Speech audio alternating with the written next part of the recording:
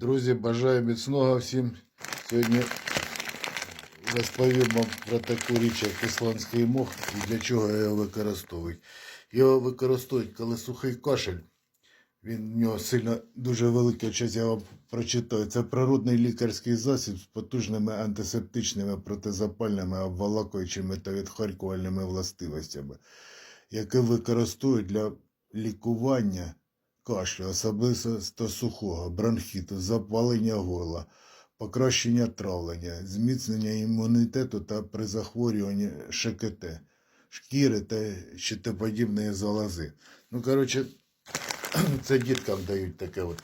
У нас є такий от простий сироп від кашлю. Є ще з хвоєю і з медом. Є сухий. Це столову ложку пів-літра води заварив і за день треба випити. А це 2 чайних ложки 3 рази в день. Рекомендую.